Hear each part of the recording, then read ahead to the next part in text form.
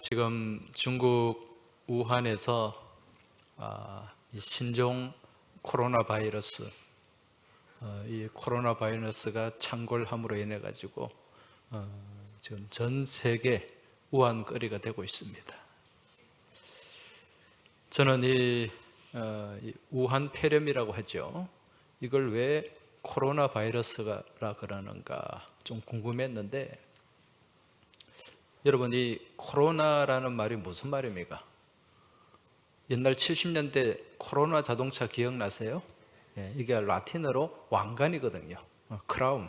그래서 왜 그런가 확인해 봤더니, 이 현미경으로 이 바이러스를 들여다보면 거기 돌기, 왕관 같은 돌기가 보여요. 그래서 코로나라고 부른다고 합니다. 최근에 발생한 이 코로나 바이러스와 더불어서 2003년에 중국에서 사스, 중증 급성 호흡기 증후군이죠. 또 지난 2012년에는 또 메르스가 아주 창궐을 했습니다. 이게 사우디 중심으로 발생을 했는데, 중동 호흡기 증후군, 그런 이름이 있습니다. 이번에 코로나 바이러스, 사스, 메르스 다 어디를 공격하는 거죠? 호흡기를 공격하는 거예요. 기관지, 폐. 이게 이제 이 사람의 이 호흡기를 공격하는 이 바이러스가 어디에서 온 것인가? 이게 어디서 온 거죠? 야생 짐승들에게서 옮겨진 겁니다. 원래 짐승들에게 있는 바이러스인데, 이게 인간이 그 짐승을 먹음으로 인간 몸에 옮겨지게 된 거죠. 이번에 코로나 바이러스도 우한 시장에 있는 그 야생 박쥐를 먹어가지고 이 병에 감염이 되고 이제 퍼져나가게 된 거죠. 구약 레위기 11장을 보면 사람이 먹을 수 있는 짐승과 먹지 말아야 될 짐승을 아주 엄격하게 구분을 해놓고 있습니다. 그래서 부정한 짐승, 정결한 짐승, 이렇게 나뉘어 나오죠. 여기에 부정한 짐승들이 어떤 짐승이 있습니까? 보통 일반 짐승들 가운데는 굽이 갈라지지 않은 짐승, 되새김질을 하지 않는 짐승, 그런 짐승 중에 대표적인 게 이제 뭐 야생에 있는 그 사나운 짐승들이 있죠. 육식을 하는 짐승들, 뭐 호랑이, 사자 다 마찬가지입니다. 되새김질을 하지 않아요. 돼지는 굽이 갈라졌지만은 뭘 하지 않아요? 되새김질을 하지 않아요. 그래서 여러분, 소고기는 육회로도 먹을 수 있는데 돼지고기는 잘못 먹으면 큰일 납니다. 그리고 또 돼지고기를 통해서 옮겨지는 그런 병들이 많이 있잖아요. 그렇죠? 날짐승도 맹금류는 못 먹게 해요. 독수리, 매, 부엉이, 그리고 또 어류도 비늘이 없는 것 먹지 말라고 하십니다. 그리고 파충류, 도마뱀, 뱀, 뭐 이런 것들, 그리고 박쥐도 먹지 말아라, 분명히 나오고 있습니다. 그런데 이번에 박쥐를 먹었어요. 저는 언젠가 이 말씀을 보면서 하나님이 배고프면 다 먹을 수 있지, 먹는다고 뭐 큰 문제가 생기려나, 왜 이렇게 못 먹게 하시지, 그런 생각을 한 적이 있었는데, 요즘 일어나는 이런 현상들을 보니까 하나님이 분명한 뜻이 있으시구나 라는 것을 알 수 있다는 거죠.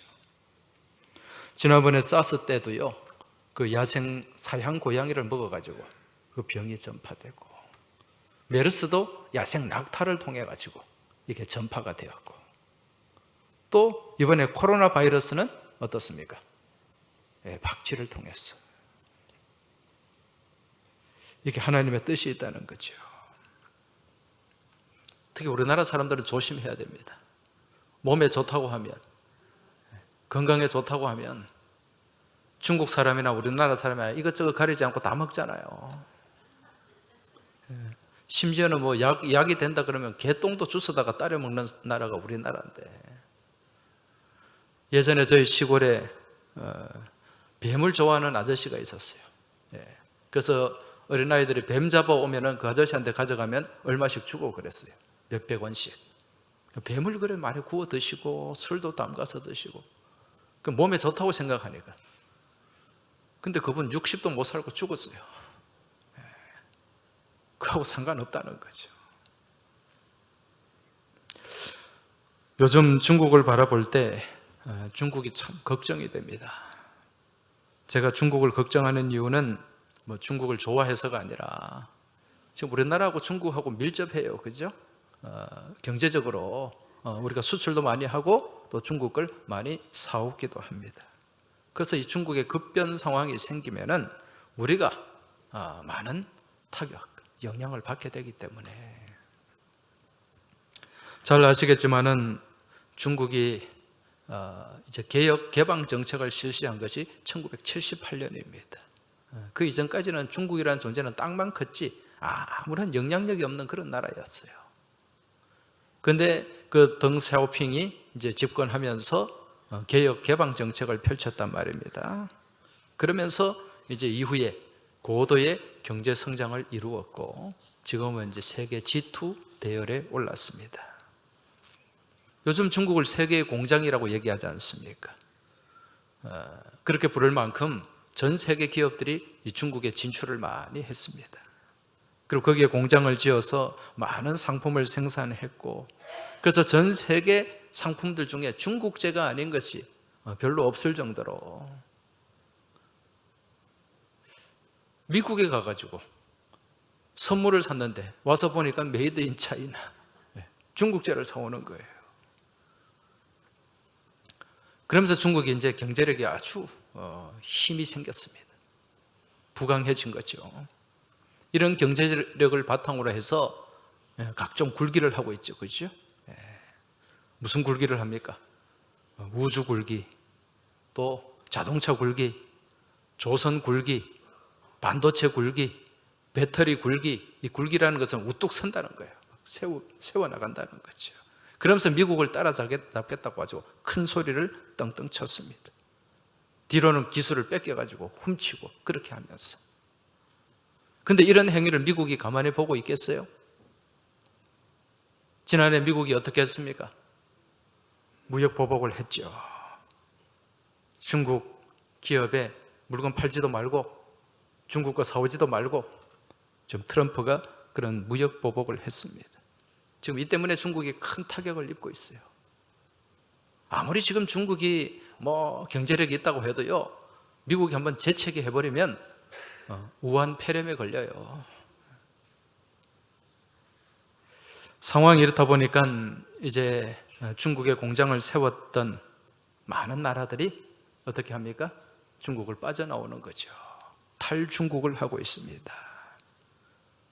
이제 중국을 빠져나와서 동남아나 인도 또 아프리카까지 이렇게 공장을 옮기는데, 그래도 참 감사한 게 우리는 몇 년 전에 사스 덕분에 미리 뺐어요. 미리 뺐어요. 그래서 다른 나라 미리 진출했기 때문에 우리는 좀 덜 타격을 받고 있는 그런 상황입니다. 지금 중국은요, 이 반도체, 우리나라 세계 반도체가 우리나라가 1등 아닙니까? 그죠? 이 반도체 수입이 엄청나기 때문에 이 반도체를 이제 자체 생산하려고 반도체 굴기라고 이걸 하는데 천문학적인 돈을 쏟아부었어요. 천문학적인 돈을. 그런데 지금 어떻게 되는가? 공장이 제대로 가동이 되지 않아요. 왜? 미국에서 반도체를 생산할 수 있는 기계들 이런 거 수출을 차단해 버리니까 지금 돈은 쏟아부었는데 물건을 제대로 만들어내지 못하는 거죠. 반도체 지금 이런 상황이죠. 조선도 한때는 우리나라 조선 중국이 다 뺏어갔는데 지금 어떻게 됩니까? 지금 세계에서 중국 사람들한테 배 만들어 달라고 얘기 안 해요.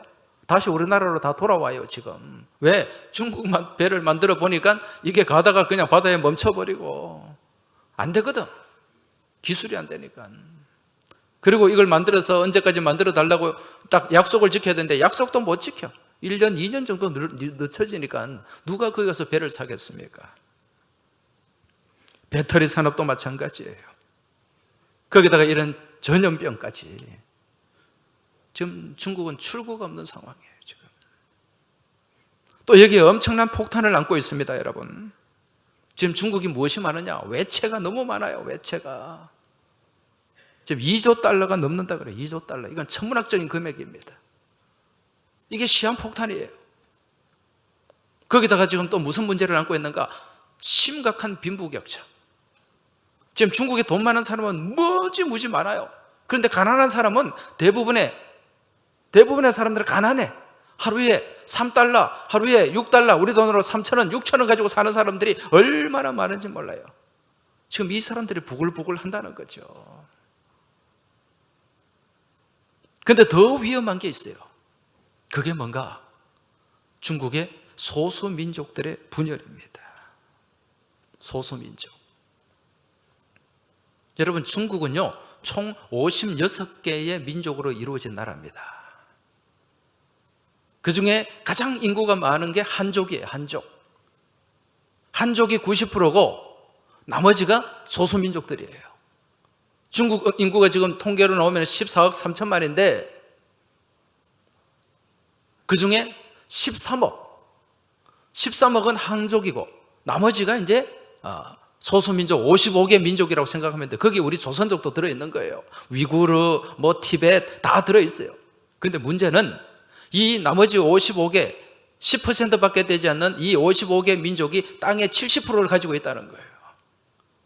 그래서 소수민족들이 소련처럼 분열을 해서 독립해버리면 중국은 30%의 땅에서 지금 13억이 거기에 말도 안 되는 일이 벌어지는 거예요, 지금. 그러니까 무서워하는 거예요.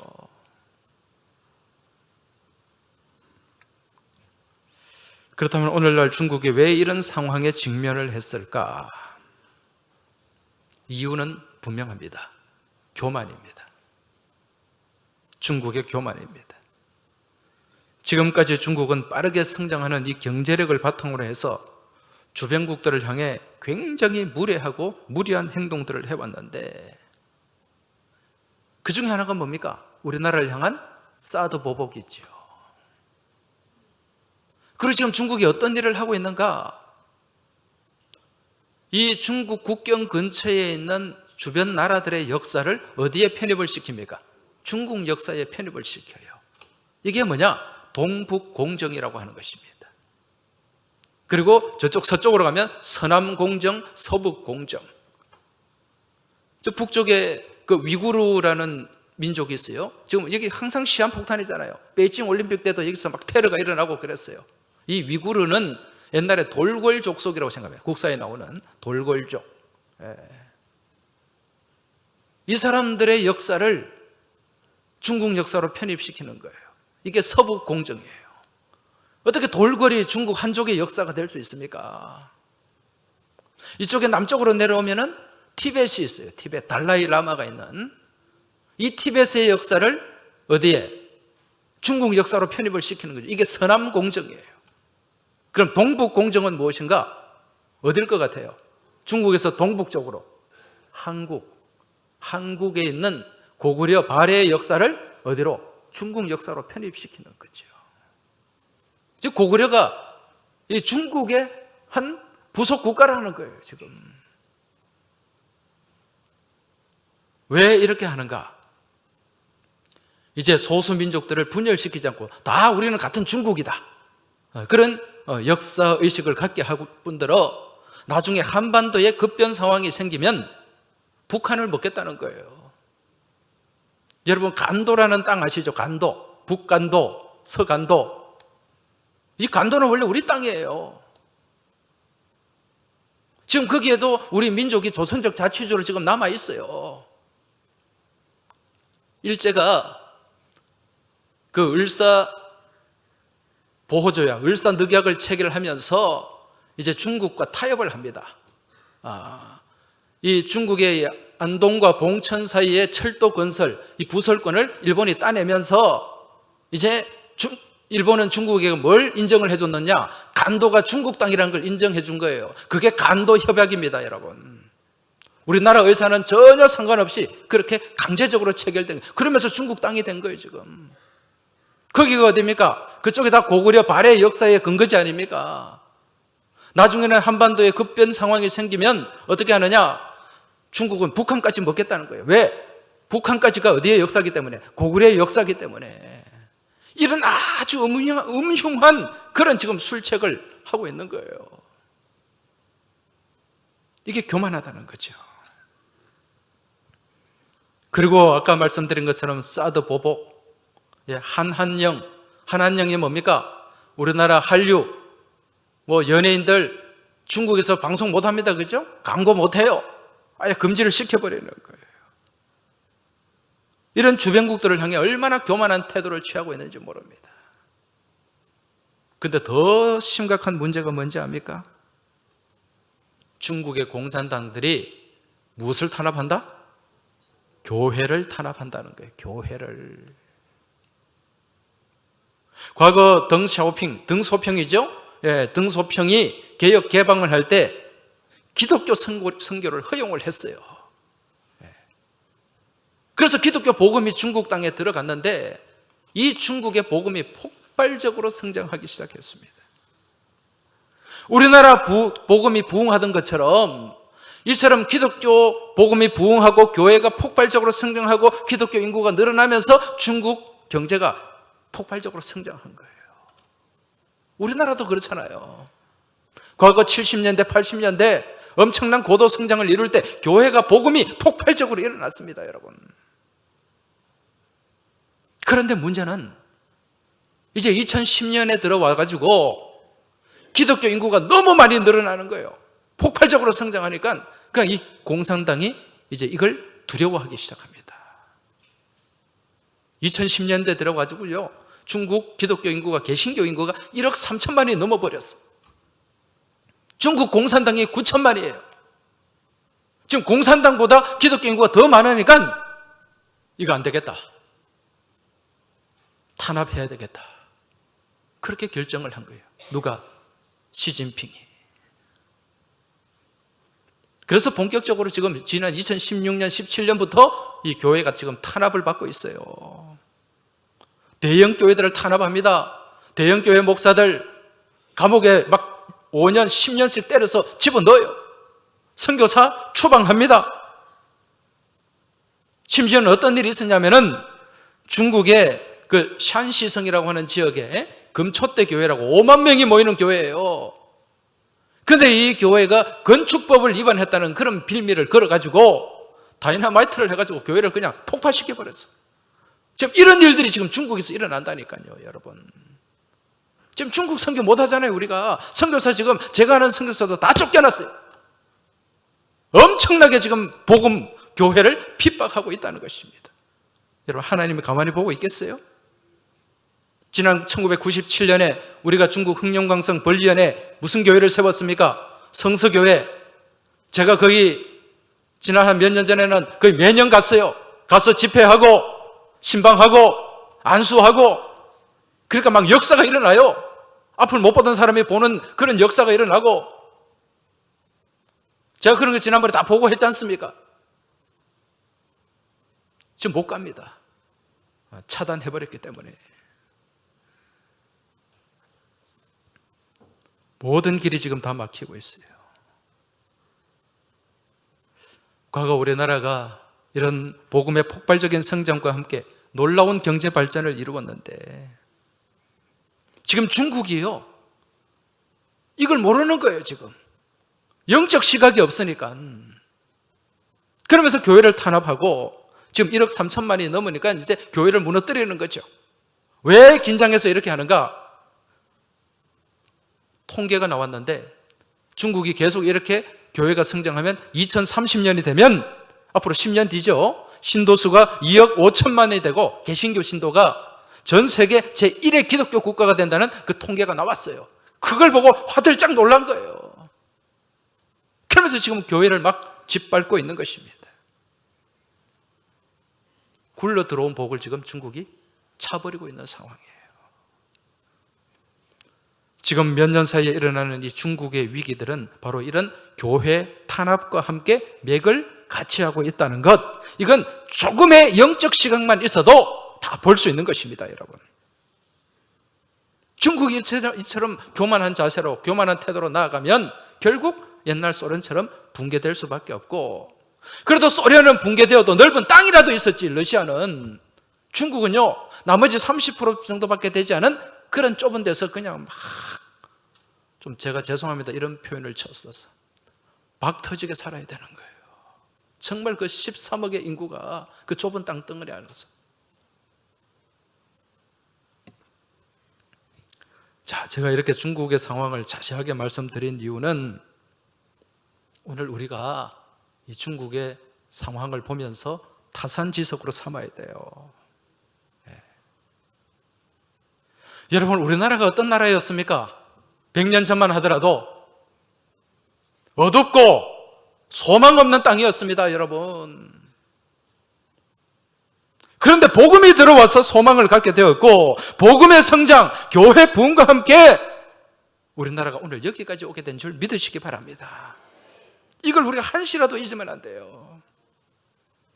오늘이 무슨 날입니까? 우리 교회 창립 115주년이 되는 날입니다.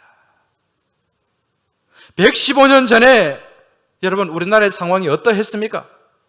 1905년 그 해 무슨 일이 있었다고요? 을사늑약, 을사보호조약이라고도 하죠. 일제가 강제로 체결한 거예요. 우리는 거기에 저항할 아무 힘이 없었어요. 그러면서 외교권이 박탈당하고, 외교권만 아니라 사실은 국권을 박탈당한 거예요. 실제 이때부터 일제강점기가 들어간 겁니다, 여러분. 그러니까 그 한성신문의 주필이었던 위암 장지현 선생이 그 사설에 뭐라고 썼습니까? 시일야 방성대곡. 무슨 말입니까? 이날 목노와 통곡하리라. 목노와 통곡한다는 그런 사설을 쓴 거예요. 그리고 이 조선에 있었던 왕실의 고문관인 헐버트 선교사, 미국에 가서 이거 원천무효다, 그렇게 외쳤던 것입니다.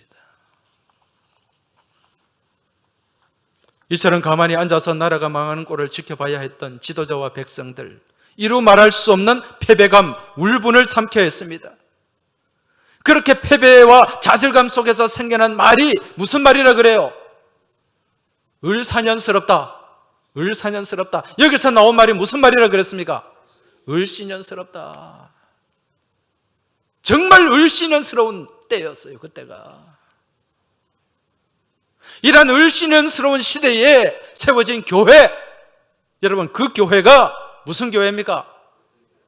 부산 항구 서쪽에 어머니 교회로 세워진, 소망의 빛으로 세워진 항서교회라는 말입니다. 소망이 없는 시대에 소망을 심어주고, 빛이 없는 어둠의 시대에 빛을 비춘 곳이 우리 항서교회라는 것입니다. 등대와 같은 교회예요. 우리 교회가 세워지고 난 2년 뒤에 평양에서 무슨 일이 있었습니까? 평양 장대연교회에서 1907년 평양 대부흥운동이 일어났고, 이 부흥의 불씨가 전국으로 확산되면서 부산 부흥의 중심에는 항서교회가 있었다는 겁니다. 이와 더불어서 우리 교회는요, 일제강점기와 6.25 전쟁, 각종 나라의 위기가 있을 때마다 구국기도의 중심이 된 것이 바로 우리 교회입니다. 지금까지 지역사회를 위해서 교회를 온전히 내어주고 섬기고 봉사하고 헌신하는 교회로 우리 항서교회가 자리매김을 해왔다는 것입니다. 한국 근대사회 중심에 우리 항서교회 더불어 한국교회가 있었고, 나라가 어렵고 위기에 처해 있을 때 구국을 위한 기도의 중심에 우리 교회와 한국교회가 있었다는 사실입니다. 여러분, 우리도요, 이렇게 교회가 성장하고 경제가 성장하는 가운데 우리나라도 교만했던 적이 있었습니다. 그때가 언제인지 아세요? 우리나라가 소득 1만 불을 넘어섰을 때가 언제입니까? 1994년이에요. 1994년. 1만 불, 우리나라가 1만 불이 넘었다. 축제 분위기였습니다. 지금 중국이 1만 불을 넘었거든. 과거 60년대 우리나라 소득이 60불이에요. 60불. 그런데 놀라운 기적을 이루면서 1만 불 시대에 들어간 거예요. 우리도 이제 잘 사는. 그러면서 백성들의, 이 국민들의 마음이 어떻게 됐습니까? 느슨해졌죠. 흥청망청이 되는 거죠. 특히 어디가 영향을 받았느냐? 교회가 영향을 많이 받았다는 거죠. 정말 어렵고 힘들 때 60년대, 70년대 주일날 제대로 쉬지도 못하면서 그러면서도 그냥 교회 나가서 그렇게 예배 드리고 눈물로 기도했던 그런 믿음의 야성이 사라진 거예요. 야, 우리도 이제 주말을 즐기자, 여가를 즐기자 그러면서 주일 빼먹는 걸 그냥 너무도 쉽게 생각한 거죠. 산으로 들로 예배당을 떠나기 시작합니다. 그때부터였어요. 그러면서 우리가 97년에 무엇을 맞았습니까? IMF 맞았잖아요. 이거 전 세계에서요, 대한민국 망한다고 생각했어요. 망한다고. 그런데 지금 우리가 중국하고 다른 게 하나가 있어요. 그게 뭡니까? 이런 위기 앞에서 우리는 기도하는 한국 교회가 있었습니다.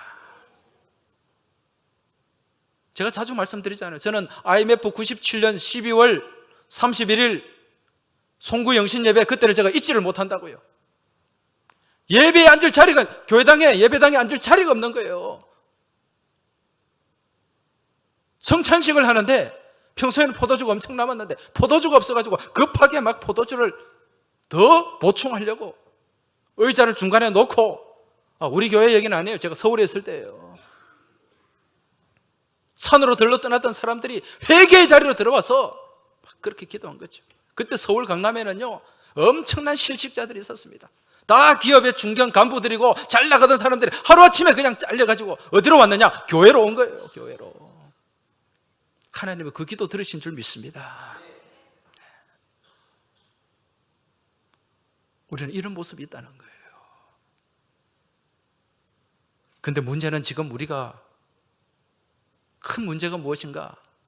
과거에는 이런 위기 앞에, 문제 앞에 우리가 정말 하나님 앞에 십자가 붙잡고 엎드려서 기도했는데 지금 그런 믿음의 야성, 기도의 야성이 사라지고 있다는 것입니다. 이게 진짜 위기예요. 우리가 중국을 보면서 타산지석으로 삼아야 됩니다, 여러분. 바르게는 교회 창립 115주년 맞이하는 오늘에 우리 믿음의 부모, 믿음의 선배들이 가졌던 믿음의 야성, 기도의 야성들이 회복될 수 있길 주의 이름으로 축원합니다. 이 나라, 이 민족이 다시 일어서고 살 수 있는 유일한 희망은 바로 주의 몸된 교회에 있고 주의 복음에 있다는 사실을 분명히 깨달으시길 주의 이름으로 부탁드립니다. 비단 우리나라 역사뿐만 아니라 오늘까지 이어온 기독교 전통은요, 위기나 문제 앞에서 무엇을 했는가? 기도하는 교회였습니다. 기도의 전통을 갖고 있어요. 그러한 기도의 전통을 잘 보여주는 말씀이 바로 오늘 본문의 말씀입니다. 오늘 사도행전 12장, 여기 누가 등장합니까? 헤롯 왕이 등장합니다. 이 헤롯은요, 예수님 당시의 헤롯이 아니에요. 원래 이 헤롯 가문이 헤롯 대왕이 있고 그 헤롯 대왕의 아들들이 있는데 예수님 당시에 통치했던 그 헤롯은 헤롯 안디바라고 하는 헤롯의 아들이에요. 오늘 본문에 등장하는 이 헤롯은 헤롯의 손자 헤롯 아그리파 1세를 얘기하는 것입니다. 그런데 이 헤롯 아그리파 1세는요, 원래 갈릴리 북쪽, 이스라엘 북쪽에 있는 조그마한 영토를 다스리는 왕이었는데 이 헤롯이 로마 정부에 잘 보였어요. 로마 정부에 잘 보이니까 로마에서는 이 헤롯에게 이 팔레스타인, 유대 땅 전부를 다스릴 수 있는 권력을 줬습니다. 이렇게 권력을 잡은 헤롯 아그리빠가 가장 먼저 한 일이 무엇인가? 무엇이겠습니까? 오늘 본문을 보니까 교회를 핍박하는 거예요. 오늘 본문 1절을 보면은 그때의 헤롯 왕이 손을 들어 교회 중에서 몇 사람을 해하려 하여 2절에 누구를 죽였다고요? 요한의 형제 야고보를 칼로 죽이니. 야고보가 지금 순교한 겁니다. 여러분, 이 야고보는 누굽니까? 요한의 형제. 예수님 제자 그룹에서 3인방 아닙니까? 베드로, 야고보, 요한, 중요한 일이 있을 때마다 따라다녔던 사람이에요. 초대교회 기둥 같은 사람이었습니다. 근데 이 사람을 그냥 죽여버린 거죠. 이 야고보를 죽였더니, 헤롯이 야고보를 죽였더니 어떤 일이 일어났습니까? 3절에 유대인들이 이 일을 기뻐하는 것을 보고, 지금 유대인들은요, 이 기독교가 눈에 가시 같은 존재예요. 그런데 그 기독교에 아주 기둥 같은 지도자를 죽였으니 유대인들이 얼마나 기뻐했겠습니까? 그러니까 이 헤롯이, 이 기독교 지도자를 죽이니까 이 유대인들이 너무 좋아하는구나. 그럼 또 하나 죽여야지. 선택한 게 누굽니까? 초대교회 수장이라고 할 수 있는 베드로. 베드로를 잡으려 할세. 때는 무교절 기간이라. 베드로를 잡아서 어떻게? 옥에 가두었어요. 지금 무교절 기간, 6월절 기간이라서 죽이지는 않았어. 끝나면 죽일 예정이에요. 이 베드로가 지금 순교하면은요, 초대교회 지금 막 이제 일어나는 이때에 엄청난 타격을 받습니다. 여러분, 교회는 지도자 한 사람 날려버리면 교회는 큰 혼란에, 큰 어려움에 빠져들 수 있기 때문에. 그런데 이때 교회가 무엇을 했냐는 겁니다. 이 위기, 이 고난 앞에서 교회가 무엇을 했습니까? 5절 말씀 같이 한번 읽어보겠습니다. 이에 베드로는 옥에 갇혔고 교회는 그를 위하여 간절히 하나님께 기도하더라. 할렐루야. 이런 문제 앞에서 이 기독교인들이 무력으로, 힘으로 맞서 싸울 수 있겠습니까? 할 수 있는 유일한 방법, 최고의 방법, 최선의 방법은 무엇이라고요? 기도라는 것입니다. 기도 외에는 다른 방법이 없다 그랬지 않습니까? 모여서 기도했더니 어떤 일이 일어났습니까? 오늘 말씀 7절. 호련히 주의 사자가 나타나매 옥중에 광채가 빛나며 또 베드로의 옆구리를 쳐 깨워 이르되 급히 일어나라 하니 쇠 사슬이 그 손에서 벗어지더라. 할렐루야. 지금 베드로는 감옥에서 착고에 채여서 꼼짝달싹 못하는 상황에 있었습니다. 그런 상황에서 온 교회와 온 교우들이 정말 십자가 붙잡고 목숨 걸고 기도했더니 주의 사자가 나타나서 지금 그 일에 개입을 하기 시작하는 것입니다. 누가 이 일에 개입을 했다고요? 하나님이 개입하시니까 먼저 어떤 일이 일어납니까? 묶인 것이 풀려지는 일이 일어나게 된 것입니다. 여러분, 우리 인생 가운데 우리 하나님이 개입하시고 주님이 역사하시니까 우리가 무슨 사슬에서 해방이 되었습니까? 죄의 사슬에서 해방되었잖아요. 그래서 우리가 자유 얻었잖아요. 나 자유 얻었네, 너 자유 얻었네, 우리 자유 얻었네. 나 자유 얻었네, 너 자유 얻었네, 우리 자유 얻었네. 할렐루야. 하나님 안에, 주님 안에 온전한 자유가 있는 줄 믿으시기 바랍니다. 우리 주님은 이 땅 가운데 우리 묶인 사슬에서 해방시켜 주기 위해서 온전한 자유, 진리가 너희를 자유케 하리라는 그 말씀으로 이 땅에 오신 주님이 우리 주님입니다. 주님 안에 있을 때 여러분 자유를 얻게 되는 줄 믿으시기 바랍니다. 온갖 세상 가운데서 우리가 눌리고 억압당하고 묶여서 살아가는 그런 죄의 사슬, 온갖 허영의 사슬, 온갖 교만의 사슬에서 우리는 풀려나게 되고 자유를 얻게 되는 줄 믿으시기 바랍니다. 기도했더니요, 주님이 역사하시고 이런 일이 일어나는 거죠. 그리고 그 뒤에 또 어떤 일이 일어났습니까? 10절 말씀 같이 한번 읽어보겠습니다. 이에 첫째와 둘째 파수를 지나 시내로 통한 쇠문에 이르니 문이 저절로 열리는지라.